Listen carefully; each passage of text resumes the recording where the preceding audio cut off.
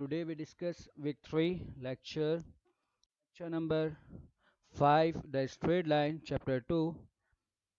Now we start the lecture exercise 2.2. First question, find the coordinate of the point which divides the joint a minus 3 comma 7 and b 2 comma 6 in the ratio 2 ratio 5 and 3 ratio minus 2 respectively. आपको क्या कह रहा है सवाल में कि find the coordinate of the point, वो point बताओ कौन सा point कि विच डिवाइड्स द ज्वाइन, जो क्या कर रहा है इस ज्वाइन को डिवाइड कर रहा है. ज्वाइन कौन सा हमारे पास, एक ए है, ए टू बी है, जो किस रेशियो में डिवाइड कर रहा है, 2:5 में. बेसिकली हमारे पास ये कॉन्सेप्ट क्या है, इसकी थ्योरी क्या है कि अगर कोई लाइन किसी ज्वाइन को इंटरसेक्ट करता है तो मे बी पॉसिबल कि वो उसके बिटवीन से कट करे, और पॉसिबिलिटी है कि 2/3 में कट करे, 1/3 में कट करे. तो किस रेशियो में कट कर रहा है बेसिकली हमें वो बताना होता है. ठीक है, तो हमें यहाँ पर क्या करना है कि वो पॉइंट बताना है जो क्या कर रहा है इस ज्वाइन को ए टू बी को 2:5 में डिवाइड कर रहा है. ठीक है, तो now we start. Let A X one comma Y one is equal to minus 3 comma 7, B X two comma Y two is equal to 2 comma 6. Done. Given ratio m1 ratio m2 is equal to 2:5, यानी कि ratio को हम suppose कर लेंगे m1 ratio m2 के बराबर. Done है. And second ratio m1 prime ratio m2 prime is equal to 3 ratio minus 2. Done. And let p x comma y be the point which divides the joint in the ratio 2:5, and p x prime comma y prime be the point which divides the joint in the ratio 3 ratio minus 2. Done है, यानी कि हमने late कर लिया कि P x comma Y वो point है जो क्या कर रहा है इस ज्वाइंट को डिवाइड कर रहा है किस रेशियो में, 2:5 में, और एक्स प्राइम कमा वाई प्राइम वो पॉइंट है जो क्या कर रहा है इस ज्वाइंट को डिवाइड कर रहा है 3:2 में. तो बाय यूजिंग रेशियो फार्मूला, तो इसके लिए हम क्या यूज करते हैं, रेशियो फार्मूला. रेशियो फार्मूला हमारे पास क्या है, m1x2 plus m2x1 over m1 plus m2 comma m1y2 plus m2y1 over m1 plus m2. Done है. For ratio m1 ratio m2 is equal to 2:5. And now we substitute the value and answer px comma y is equal to minus 11 over 7 comma 47 over 7. Next ratio, for ratio m1 prime ratio m2 prime is equal to 3 ratio minus 2. Again substitute the value and answer 12 comma 4. Done. Next question, question number 2, find the midpoint of the joint 3 comma 0 and 5 comma 0. अब हमें क्या करना है इस question में, mid point निकालना है किस ज्वाइन का 3 कॉमा 0 एंड 5 कॉमा 0. बेसिकली जो मिड पॉइंट फार्मूला है वो एडवांस फॉर्म है किसका, रेशो फार्मूला का, कि अगर एक स्पेशल केस है कि अगर लाइन बिटवीन से कट करता है, इट मीन्स कि जो रेशो बनेगा वो क्या बनेगा, 1:1 बनेगा, जो दो इक्वल हिस्सों में डिवाइड करेगा. तो मिड पॉइंट फार्मूला हमारे पास क्या बनता है, x1 plus x2 over 2 y1 plus y2 over 2. Done. And substitute the value, it means midpoint is equal to 3 over 2 comma 5 over 2. Done. Next question, question number 4, p3 comma 4 is the midpoint of the joint of a 7 comma 8 and b.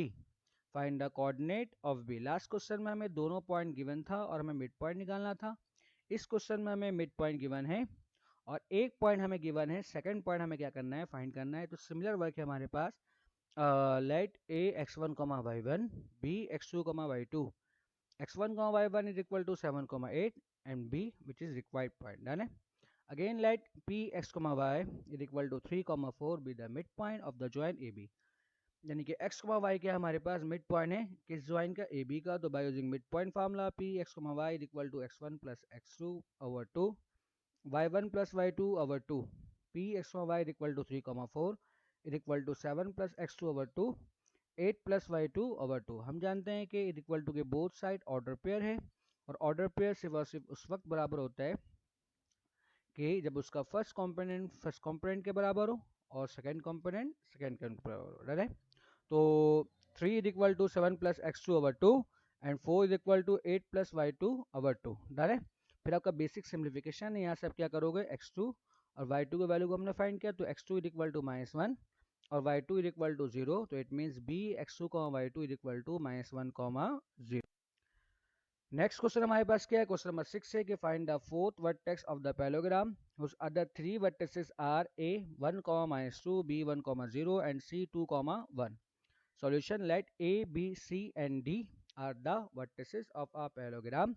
A x1 y1 is equal to 1 -2, b x2 y2 is equal to 1 0, c x3 y3 is equal to 2 1 and D x4 y4 जो कि हमें क्या करना है, find करना है, done है। अच्छा, हम जानते हैं अगर ये पैलोग्राम है तो पैलोग्राम में हमारे पास जो डायगोनल बनता है, जो डायगोनल कंस्ट्रक्ट होता है, वो दो डायगोनल होगा। अगर अब इसका डायग्राम बनाते हो तो डायग्राम बनाने के बाद हमें दिखता है कि we see that A C and B D it's diagonal. जो ए सी है और बी डी है वो क्या है, इसका डायगोनल है। If the given vertices are the vertices of a parallelogram, अगर जो गिवन वर्टिसेस है वो पैलोग्राम का वर्टिसेस है तो हम जानते हैं क्या कि the mid point of its diagonal are same. Parallelogram में हम जानते हैं जो उनका डायगोनल होता है और डायगोनल का मिड पॉइंट होता है वो क्या होता है, सेम होता है। यानी कि जो मिड पॉइंट ए सी का होगा वही पॉइंट आपका बी डी का होगा, डन है। अच्छा, तो इसमें हम क्या करेंगे, हम क्या काम करेंगे, बेसिकली मैं आपको वर्क बता देता हूँ कि हम यहाँ पर क्या करेंगे, ए सी की मदद से हम क्या करेंगे, मिड पॉइंट निकालेंगे। जैसे हम जानते हैं अगर मैं 2 पॉइंट बताऊँ तो उसका मिड पॉइंट बआसानी निकाल सकते हैं मिड पॉइंट फॉर्मूला यूज़ करके। अच्छा, अगर हम ए सी से मिड पॉइंट निकाल लेंगे तो बी डी को फिर हम यूज़ करेंगे तो हमें बी पॉइंट पता होगा, मिड पॉइंट हम फाइंड कर चुके हैं। तो हम इसकी मदद से क्या करेंगे, लास्ट क्वेश्चन की तरह हम यहाँ पर डी पॉइंट फाइंड कर लेंगे, ठीक है। तो ये दो बेसिक हमारे पास ये वर्क है, ठीक है। तो सबसे पहले हमने लाइट कर लिया P X Y be the point of its diagonal, कि पी एक्स वाई वो पॉइंट है जो क्या है, इनका डायगोनल का मिड पॉइंट है, ठीक है। अच्छा, यहाँ पर बी द मिड पॉइंट लिख लिएगा, यहाँ पर मिड मैंने लिखना गलती से भूल गया हो, तो P X Y be the mid point of its diagonal, ठीक है। इसको आप करेक्ट कर लिएगा, डन। तो for A C by using mid point formula P X Y equal to x1 plus x3 over 2 y1 plus y3 over 2। अच्छा, हमने यहाँ पर x1 प्लस x3 क्यों किया, क्योंकि हम जानते हैं a equal to x1 y1 और c equal to x3 y3, done है। इसलिए x1 plus x3 over 2 y1 plus y3 over 2। तो यहाँ पर हम क्या करेंगे, वैल्यूज को सब्स्टिट्यूट करने के बाद हमें दिख रहा है कि P X Y equal to 3 over 2 -1 over 2, यानी कि ये हमारा क्या है, मिड पॉइंट है, डन है। किसका, ए सी का, डन है, यानी कि इसके डायगोनल का। और जानते हैं कि हम कि दोनों डायगोनल का मिड पॉइंट क्या होता है, सेम होता है। इसलिए हम क्या करेंगे, for B D P X Y equal to x2 plus x4 over 2 y2 plus y4 over 2। हमने x2 प्लस x4 क्यों लिया, क्योंकि हम जानते हैं b equal to x2 y2 and d equal to x4 y4। तो substitute the value and comparing we know that कि first component के बराबर है और सेकंड कंपोनेंट के। फिर अगेन आपका बेसिक सिम्प्लिफिकेशन है, तो यहाँ पर आपका x4 किसके बराबर हो गया, 2 के, और आपका y4 किसके बराबर हो गया, -1 के। Hence the required point be x4 y4 equal to 2 -1।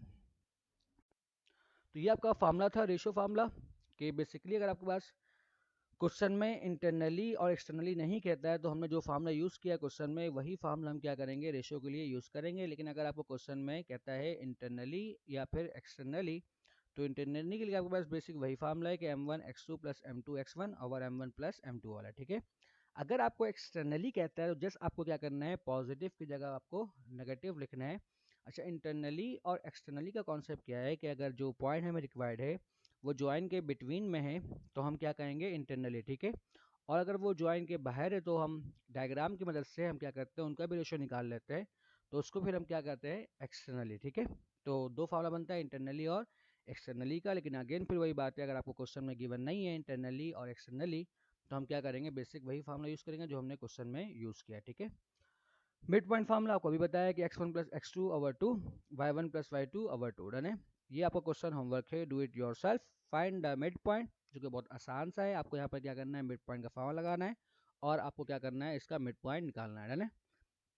Question number 3, find the coordinate of the point which divides the join of a -1 -7 b 1 2 internally and externally in the ratio 2:1, यानी कि point और ratio तो same रहेगा, बस आपको क्या करना है, एक बार इंटरनली का फार्मूला लगाना है और फिर सेकंड बार आपको क्या करना है, एक्सटर्नली का फार्मूला यूज करना है, done. Last question, question number 11, show that the 4 points 0, -1 4, -3 8, 5 and 4, 7 are the angular points of a rectangle. आपको बेसिकली बिल्कुल वही काम करना है कि हम जानते हैं कि अगर ये रेक्टेंगल है तो रेक्टेंगल भी आप जानते हो कि पैलोग्राम है ना। और अगर ये पैलोग्राम है तो उसका मतलब क्या होगा कि इनके डायगोनल का भी मिड पॉइंट सेम होगा। चूंकि हमें यहाँ पर प्रूफ करना है कि ये रेक्टेंगल के वर्टिसेस है, तो यहाँ पर हम क्या करेंगे, दोनों डायगोनल का मिड पॉइंट निकालेंगे और हमें दिखेगा कि दोनों डायगोनल का जो मिड पॉइंट है वो क्या होगा, सेम होगा। तो इस तरह हम क्या कहेंगे, चूंकि दोनों डायगोनल का मिड पॉइंट क्या है, सेम है, तो ये वर्टिसेस ऑफ अ रेक्टेंगल है। उम्मीद करता हूँ कि आपको समझ में आया होगा। वीडियो देखने के लिए शुक्रिया। अगर आपको कोई भी क्वेश्चन है, कोई भी इशू है, तो आप वो मुझसे डिस्कस कर सकते हो। अल्लाह हाफिज़।